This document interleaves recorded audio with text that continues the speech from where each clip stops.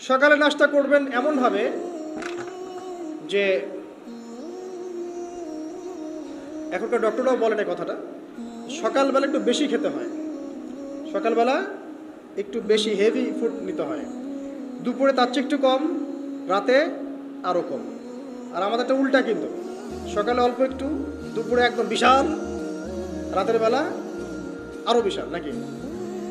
তো নিয়মটা হচ্ছে এই যে সকালে খেতে হয় বেশি, সারাদিন আপনাকে কাজ করতে হবে, সকালে আপনাকে বেশি হাইজেনিক ভালো ফুড খেতে হবে, দুপুরে তার চেয়ে একটু কম, আর রাতে তার চেয়েতে কম।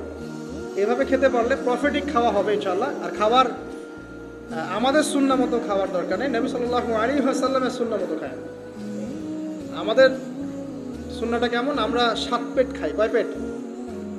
7 পেট। যদি পেটের মধ্যে কিছু জায়গা ফাঁকা থাকে সেটাও কিছু মিষ্টি দিয়ে ঢুকায় সাবার পেটে ভর্তি করতে হবে, এটা চ্যালেঞ্জ, পেটটা ভর্তি করতে হবে। আর নবী সাল্লাল্লাহু আলাইহি ওয়াসাল্লাম খেতেন এভাবে যে পেটটাকে 3 ভাগ করতেন, 1 ভাগ খাবার খেতেন, 1 ভাগ তিনি পানীয় পান করতেন, আর 1 ভাগটা ফাঁকা রাখতেন।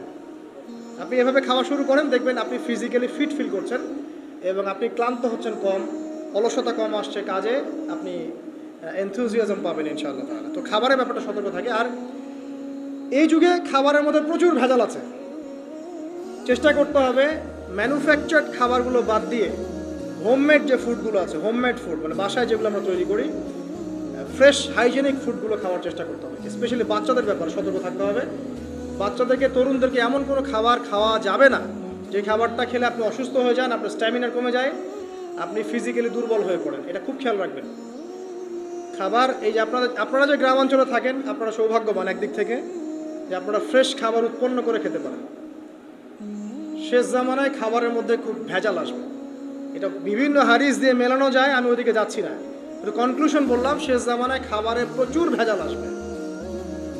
তো এই ভেজালগুলো থেকে দূরে থাকতে হলে আমাদেরকে হাইজেনিক ফুডের দিকে ফোকাস করতে হবে এবং প্রোডাক্ট খাবার উৎপন্ন করে খেতে পারলে খুব বেশি ভালো হয়, না পারলে রুট লেভেল থেকে খাবার নিয়ে আসতে হবে। আর অ্যাটলিস্ট ম্যানুফ্যাকচার যে খাবারগুলো বাজারে ঘোরাফেরা করে এগুলো অ্যাভয়েড করতে হবে।